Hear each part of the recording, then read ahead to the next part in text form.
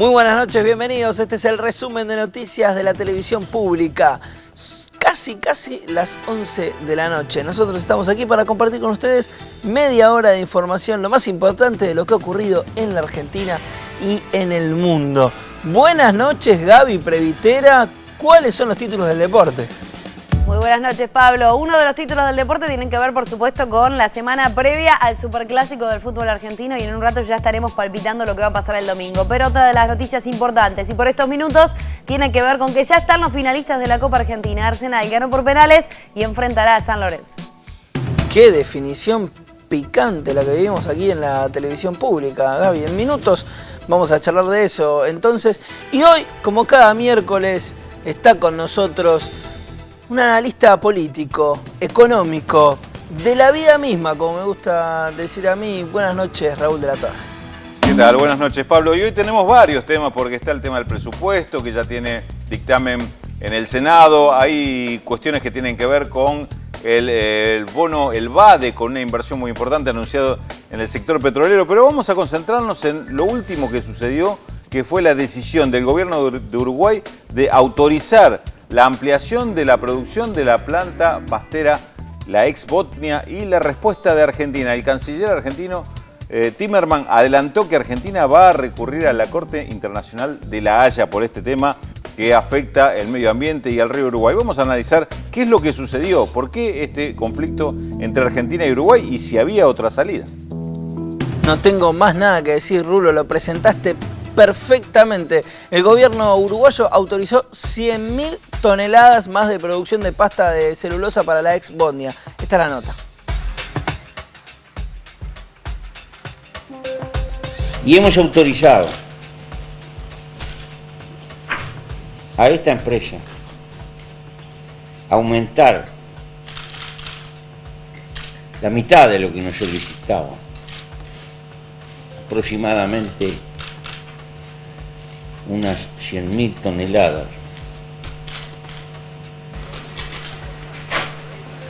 En carácter provisorio, repito, en carácter provisorio, es decir, revocable.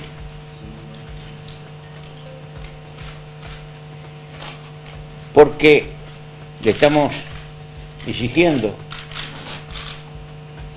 la instalación de una torre de enfriamiento para asegurar que los fluidos que lleguen al río tengan temperaturas abajo de los 30 grados. Enfriamiento que debe de procesarse sin diluir nada.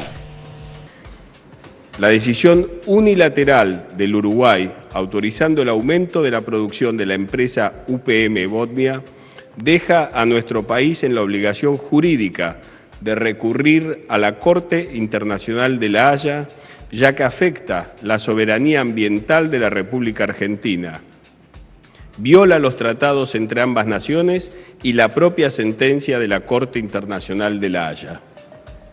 En la reunión mantenida ayer con el canciller Luis Almagro, la Argentina solicitó seguir dialogando y no caer en la lógica del enfrentamiento que solo beneficia a la empresa UPM.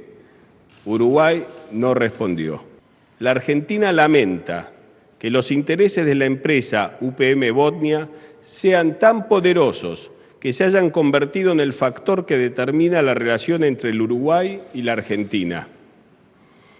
De la misma forma que nos hemos opuesto al accionar de los fondos buitre, también impediremos ser doblegados por una empresa transnacional. Bueno, Rulo, es una especie de déjà vu, da mucha tristeza escuchar al canciller en esta situación, sin analizarlo, digamos, pero lo primero que da es tristeza. Te dejo a vos el análisis. Sí, y te anticipo, Pablo, que con el análisis no vamos a llegar a una mejor conclusión, ¿no? de esta sensación de tristeza por este conflicto. Bueno, en principio, lo que tenemos enfrente es el fracaso de la vía bilateral de negociación. Argentina y Uruguay no logran ponerse de acuerdo en este punto, no encuentran los mecanismos para superar esta situación y, en definitiva, Uruguay casi que no dice no tener otra alternativa que permitir autorizar el aumento de la producción de Bosnia, y Argentina casi que no tiene otra salida que ir a la Corte Internacional de La Haya para llevar a un tribunal superior una resolución sobre el tema. El segundo punto que también marca una incapacidad de resolver es que no hay mecanismos regionales para resolver este tema, porque evidentemente ni el Mercosur ni la UNASUR en este caso pudieron intervenir para evitar lo que es un conflicto entre países, entre dos naciones hermanas, socias, con todas las vinculaciones que hay entre Argentina y Uruguay, y no se encuentra una solución a este problema, que es un problema ambiental sobre un río que es común y provocado por una empresa privada. Y acá está el tercer punto, Pablo, que me parece el más importante para analizar. Otra vez las corporaciones económicas se ponen por encima de la relación de dos países y terminan generando un conflicto desde el interés de la corporación económica. ¿A quién le echamos la culpa? ¿A Uruguay? ¿O pensamos que por qué nuestros países no tienen mecanismos para resolver este tema de que le provocan los intereses de una empresa, en este caso de origen finlandesa, que no puede ni en su país ni en su continente hacer lo que está haciendo en el río Uruguay? Volcar 16 toneladas de desechos por día, es que esto, digo, para que te den una idea, más o menos son 2 camiones de basura de los camiones recolectores que recorren la ciudad diariamente, son 2 camiones de basura que se echan al río por día, 16 toneladas. Esto es lo que está provocando, con además que tienen algunos elementos químicos que son particularmente contaminantes, como fósforo, nitrógeno y demás. Ahora, no hay forma de solucionarlo, ni mecanismo internacional o regional que resuelva el tema, porque obviamente, ¿cuál hubiera sido la solución?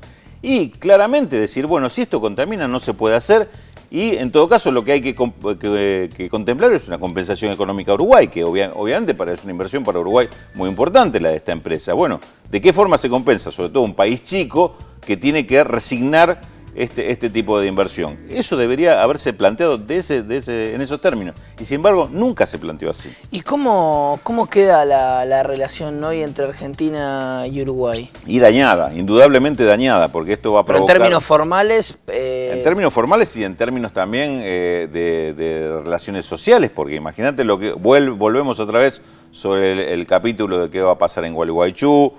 Algunas versiones están indicando que ya hubo una convocatoria de la Asamblea de Gualeguaychú. Claro, por eso digo, eso desde ya, pero formalmente... Y formalmente queda... Por ahora lo que hay es un reclamo a La Haya, pero entre los dos países, hasta el momento... Por ahora está suspendida las conversaciones bilaterales. Lo que hoy dijo el canciller es que Argentina considera que Uruguay unilateralmente suspendió las conversaciones con esta decisión que tomó en el día de hoy sin terminar de resolver las consultas que había hecho Argentina, y por lo tanto Argentina va a la Corte Internacional de La Haya. La novedad es que va con una serie de elementos que no tenía la vez anterior que el tema se planteó ante esta misma Corte. Es decir, hay una serie de estudios químicos, técnicos en general, que marcan el impacto químico o el impacto ambiental que tiene arrojar desechos sobre el río Uruguay. Mencionó hoy Timerman algunos de estos datos que surgen de estos estudios que ya están hechos y otros que se van a ir dando a conocer en adelante, ya que está suspendida el vínculo bilateral. Ahora se hacen públicos estos estudios que hasta ahora obviamente se manejaban con cierta prudencia y cierto resguardo de los datos, ¿no? Pero lamentablemente, repito, llegamos a esta situación porque no hay mecanismos de resolución de estas controversias entre países dentro de un marco regional, un marco de contemplar los intereses comunes, que obviamente los hay, en este caso más que ninguno hay intereses ambientales comunes, pero sin embargo termina imponiéndose una vez más el interés privado de una empresa, una corporación extranjera que es la única que sale ganando todo. Clarísimo, Rulo, muchas gracias. Vamos a seguir atentos el tema, por supuesto. Cambiamos ahora el eje de la información. En plenario de comisiones, el secretario de Política Económica, Axel Kicillof, se refirió y defendió el presupuesto 2014, argumentando que sirve para dar continuidad a las políticas de los últimos años. Pautas la marca el que tiene que gobernar, que es el que se tiene que hacer responsable por cumplir su pauta como mínimo. Ojalá la mejore, por supuesto, claro, de eso se trata. Ahora, uno de los puntos que genera más controversia es lo que tiene que ver con inflación. Se dice que no tiene nada que ver lo que se proyecta incluso con la que sería la inflación real actual. ¿Y cuál es la inflación real actual? Más del 20%. Usted lo dice. No, lo dice también Macri en su presupuesto incluso para el Si lo dice Macri ya ganamos, chicos, me voy a comer. Seamos serios, le pido por Dios.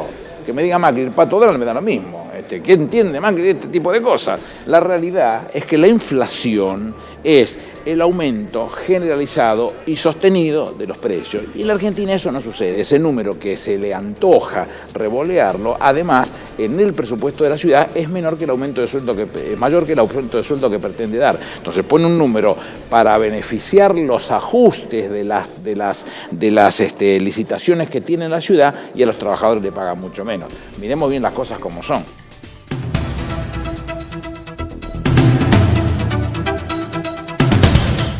El presidente estadounidense se reunió en la Casa Blanca con el titular de la Cámara de Representantes, el republicano John Boehner, y el líder de la mayoría demócrata en el Senado, Harry Reid.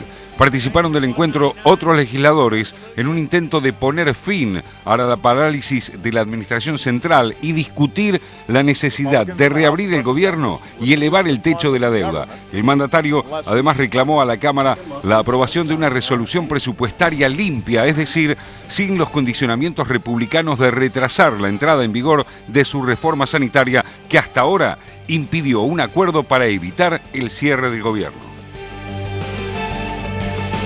El jefe de gabinete, Juan Manuel Abal Medina, se refirió a la crisis que vive en este momento Estados Unidos. Sí, una situación muy complicada. Estamos hablando de la principal potencia del mundo, que de un día para el otro cierra sus puertas. 800.000 empleados públicos hoy por hoy están en sus casas sin cobrar sus sueldos, un conjunto de funciones que realiza el gobierno norteamericano. Me cuentan funcionarios que llaman a distintas áreas y no los atienden, no le contestan los teléfonos, y realmente es una locura, ¿no? Una situación que tiene mucho que ver con la priorización que hacen algunos de los intereses partidarios frente a los intereses del conjunto, ¿no? Y en un momento como este, que en la Argentina la semana pasada aprobamos el presupuesto con una clara mayoría, ahora se está discutiendo en el Senado, ahora se está presentando en el Senado, es tan importante que todos entendamos que más allá de las diferencias político-partidarias, lo más importante es cuidar el conjunto de los intereses de las poblaciones, como en nuestro caso, como ocurre hoy por hoy en los Estados Unidos, ¿no? Y también que lo que estamos viendo, esta estrategia que hace un sector duro del Partido Republicano, la oposición dura del llamado Tea Party, que busca desfinanciar, para que Obama no pueda cumplir con el seguro de salud, desfinanciar esa ley, pero al desfinanciarlo financia el conjunto del Estado. O sea, no aceptan el resultado electoral, no aceptan lo que fueron las votaciones parlamentarias, no aceptan un conjunto de cuestiones, en una situación que a nosotros nos hace parecer mucho lo que ocurre con la ley de medios, ¿no? Recordemos los argentinos que en el año, hace muy poquito tiempo, en el año 2010 también se dejó a la Argentina sin presupuesto, ese llamado Grupo A, de un conjunto que había entrado por listas diversas a la Cámara, entraron de maneras distintas y dejaron a la Argentina sin presupuesto en medio de una situación tan difícil del mundo. Sin presupuesto, dejar al gobierno sin las herramientas para poder llevar adelante sus funciones. Entonces, me parece que es muy importante que los argentinos aprovechemos esto para reflexionar, ¿no? Porque muchas veces cuando hay elecciones legislativas, uno cree que no son muy importantes, porque no se vota intendente, no se vota gobernador, no se vota presidente. Entonces, que uno puede, es como un voto liviano. Bueno, hay que entender que esos votos en los cuerpos legislativos son los que, por ejemplo, permiten que después tengamos presupuesto para que el Estado pueda funcionar. Y es importante no cambiar, cuando uno está en medio del río, no sacarle los remos a quien está navegando y poniéndose en otras cuestiones, sino cuidando la gobernabilidad y el futuro de los argentinos, ¿no? Stop the blackmail! End the shutdown! End the shutdown! Stop the blackmail! Tenemos ahora más información en este picado de noticias.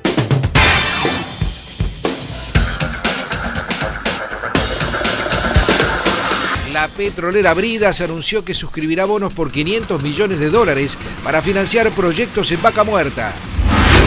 El fiscal Campagnoli está sospechado de armar un dictamen elaborado por abogados de Clarín. Es por una presunta extorsión a Federico Eláscar por supuesto lavado de dinero. En Campana fueron destruidas más de 46.000 armas de fuego recolectadas por el RENAR en el marco del Programa Nacional de Entrega Voluntaria. La justicia porteña dictó prisión preventiva al conductor del auto que cruzó un semáforo en rojo y mató a una joven pareja que circulaba en una moto en Flores. La justicia entrerriana investigará si las malformaciones de una beba obedecen a las emanaciones tóxicas de la pastera Botnia.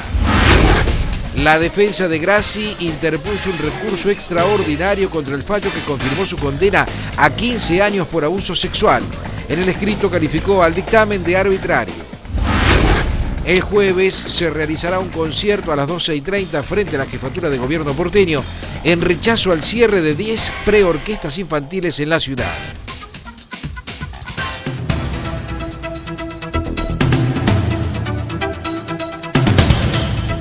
La justicia ordenó el procesamiento de Daniel López, el maquinista del tren que embistió a otra formación entre las estaciones de Morón y Castelar, provocó 3 muertos y 65 heridos. El procesamiento fue dictado por el juez Jorge Rodríguez, titular del Juzgado Federal número 2 de Morón, y es sin prisión preventiva. El motorman es considerado prima facie autor penalmente responsable del delito de estrago culposo agravado por muerte.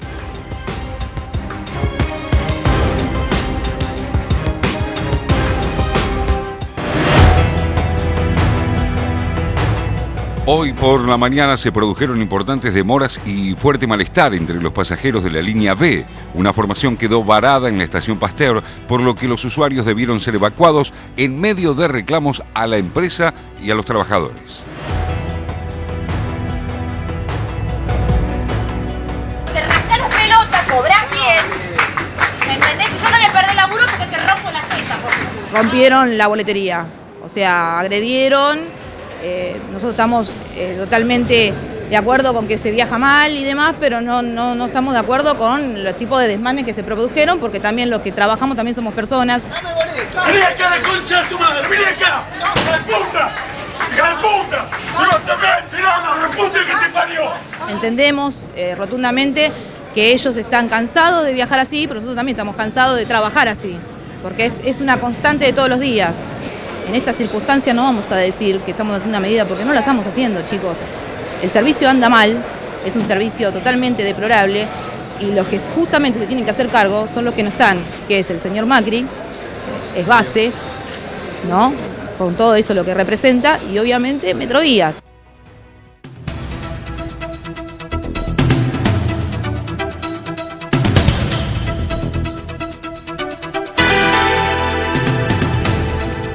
El titular de la Unidad de Información Financiera confirmó que fueron citados a declarar por la justicia 23 personas vinculadas al denominado Grupo Ale de Tucumán. Según José Batela, se trata de una asociación ilícita dedicada a la trata de personas para explotación sexual, defraudaciones, cambio de cheques y lavado de activos. Su líder es Rubén La Chancha Ale. La familia fue denunciada por Susana Trimarco, la madre de la joven desaparecida Marita Verón, por estar detrás del caso de su hija. Ahora, Esbatela detalló que el Grupo Ale hace 20 años que tiene una expansión continua y ha llegado a tener candidatos a diputados. Aseguró que están instalados en Tucumán como un superpoder que llegó a controlar sectores de la justicia de esa provincia.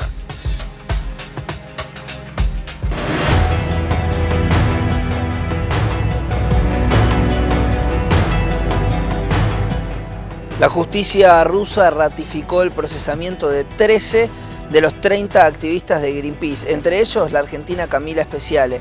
Los activistas habían llevado a cabo una protesta ecologista en el Ártico contra una empresa petrolera de ese país.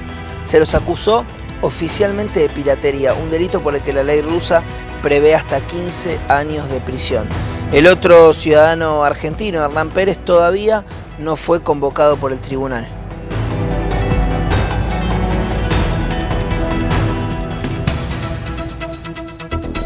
La familia del joven Luciano Arruga denunció a la fiscal de la causa por investigar a la familia y la acusan de ser cómplice de quienes asesinaron y desaparecieron a Luciano. A casi 5 años de la desaparición de Luciano Arruga en Lomas del Mirador, su familia denunció en conferencia de prensa a la fiscal del caso, Cecilia Cejas, por la pinchadura de teléfonos particulares de la familia Arruga. Se han metido en nuestra vida. Nos han tratado como sospechosos.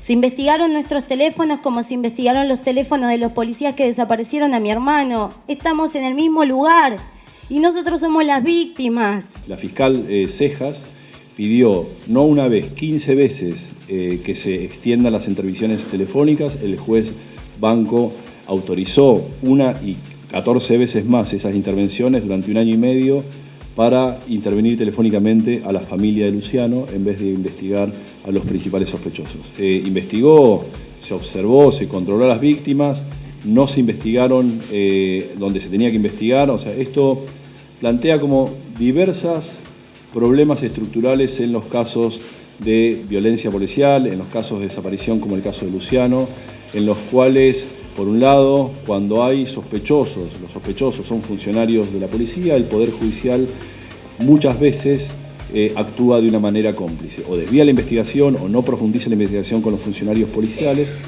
que fue lo que pasó en este caso. Además, anunciaron que pedirán juicio político tanto como para la fiscal como para el juez Gustavo Bancos. Nosotros no secuestramos a Luciano el 31 de enero, nosotros no manejábamos el patrullero que lo secuestró, nosotros no torturamos a Luciano el 31 de enero en el destacamento y nosotros no lo desaparecimos. Y eso les tiene que quedar bien claro a ustedes y a la sociedad. Por lo tanto, a nosotros no nos tienen que investigar. La justicia tiene que investigar a esos 8 policías que hoy no están procesados en esta causa.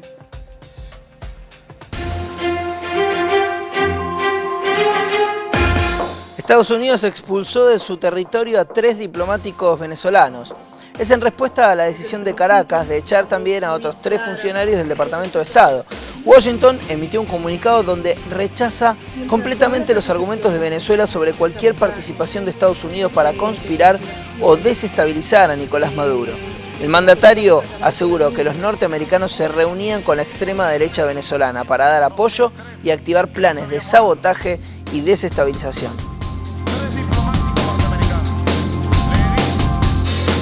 El presidente de Platense sugirió que los incidentes en el DOT provocados por hinchas del club responde a una interna entre barras. Estamos esperando el avance de la investigación para encontrarle una justificación a un hecho tan delictivo. Se decía que esto era por una bronca porque el DOT habría condicionado horarios del partido. Olvídate, nosotros estamos en tratativa con el DOT para que nos sponsoree y socios tuyos, hinchas tuyos, socios no creo que sean esta gente, no estoy seguro, pero hinchas que dicen ser de tu club van a hacer esto, olvídate. Esto es más, parece alguien que no quiera la institución o no quiera la dirigencia. ¿Se había convocado un banderazo? En redes sociales nosotros nos dimos cuenta que estaban convocando un banderazo y hicimos lo que corresponde, es decir, desalentar, pedir que no correspondía y que la realidad es que no tiene nada que ver la institución con esto.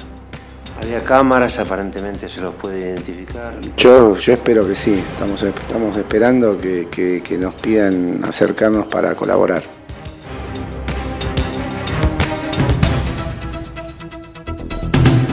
Se cumplieron 6 meses de las inundaciones que afectaron seriamente a la ciudad de La Plata y al barrio de Saavedra. Los vecinos de ese barrio porteño reclamaron por los subsidios y obras y ayudas del gobierno de la ciudad. En La Plata, en tanto, se realizó una jornada cívica en la Plaza San Martín frente a la Gobernación y a la Legislatura para pedir la aprobación de un proyecto de ley que otorgue un subsidio de 20.000 pesos a cada uno de los 74.000 damnificados.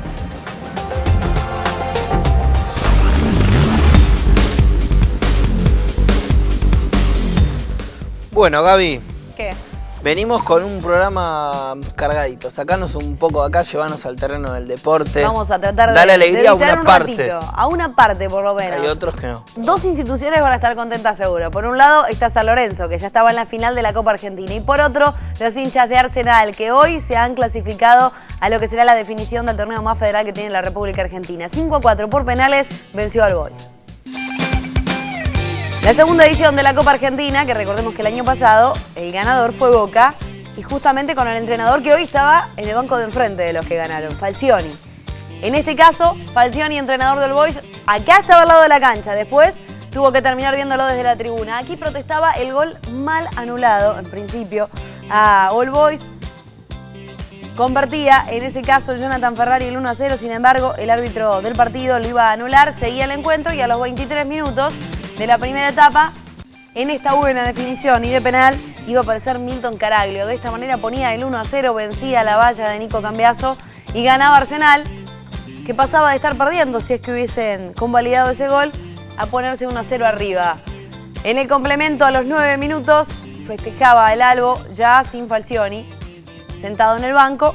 Empataba Jonathan Caleri, reemplazante del desgarrado Mauro Matos, 1-1 en los 90 reglamentarios y comenzaba la definición por penales. Así arrancaba esta definición entonces. Primero lo iba a tener Furch cruzado para el 1-0, después Benavides el 1-1, Milton Caraglio que intentaba, atajaba a Nico Cambiaso. Después llegaba el momento del Boys, Bárbaro que intentaba aquí y ponía el 2-1, parcial. A esa altura Arsenal iba a volver a convertir para el 2-2, Nervo era el que probaba allí a la izquierda de Nico Cambiaso, All Boys que volvía a intentar y apenas le alcanzaba a rozar Castiglione, Campestrini de la pelota, pero Castiglione que marcaba el 3-2. Saldivia marcando para Arsenal el 3-3 parcial. Seguía la definición por penales, recuerden que si llegan a 5 después y no hay diferencias, después es 1-1. El que convierte se queda. Cabrera aquí que probaba, ponía el 4-3 para el Boys. Momento de Arsenal, Gómez prueba a la derecha y coloca el 4-4. Cámpora, momento de definir si convertía. All Boys seguía adelante en esta Copa Argentina y la mandó afuera. Le erró el goleador de All Boys, Pérez, que definía a la derecha en este caso de Nico Cambiaso y ya ponía 5-4. Arsenal arriba ahora en el marcador. Por encima del travesaño, Jonathan Ferrari, el ex San Lorenzo, la pifiado de esta manera en la definición.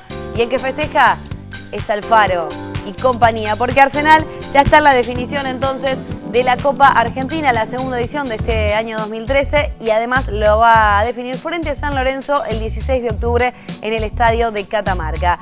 Felicitaciones entonces para estos dos equipos finalistas. Por otro lado, los que ya quedaron eliminados, Boca y River, que se preparan para lo que tiene que ver con el Superclásico del próximo domingo. Aunque la noticia tiene que ver con que la platea Centenario Alta está clausurada. La clausuraron en la jornada de hoy, teniendo en cuenta que el Comité de Seguridad se enteró de que muchos hinchas de River, muchos hinchas de Boca, perdón, han comprado la entrada para ir a este partido. Recordemos que no hay hinchas visitantes hasta que termine el campeonato.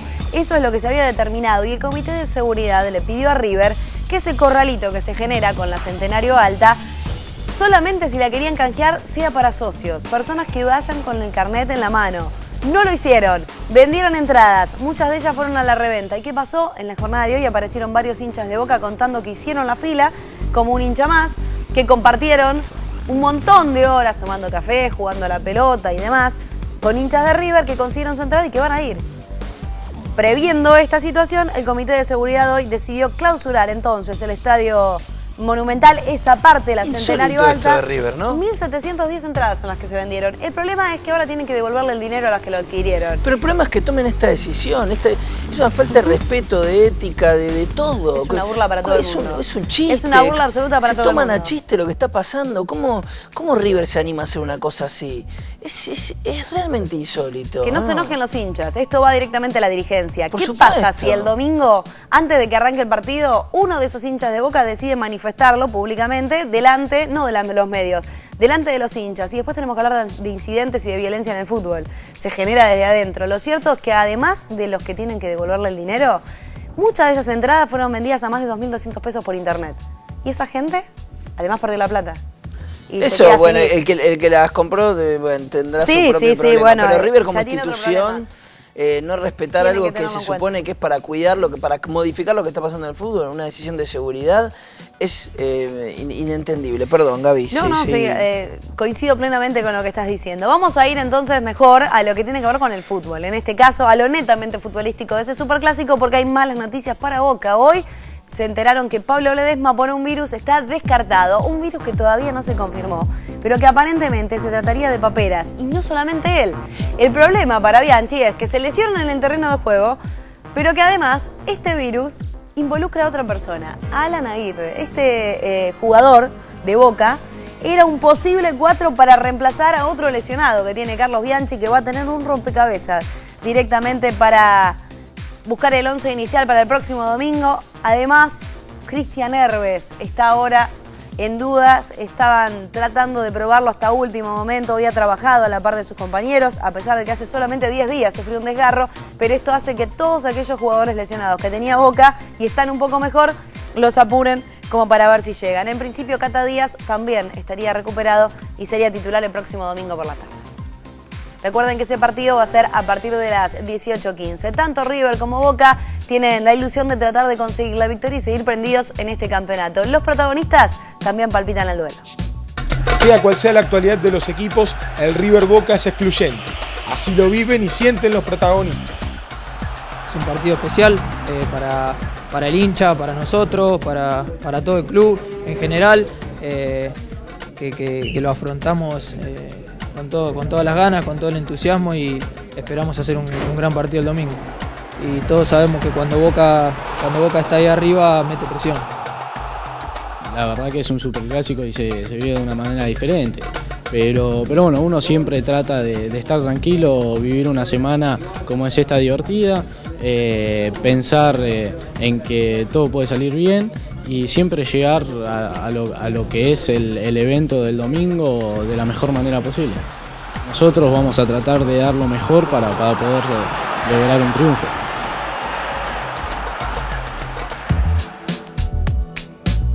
Hasta aquí el primer bloque del resumen de noticias de la televisión pública. Nos vamos a un corte, volvemos, tenemos más información para ustedes, no se vayan.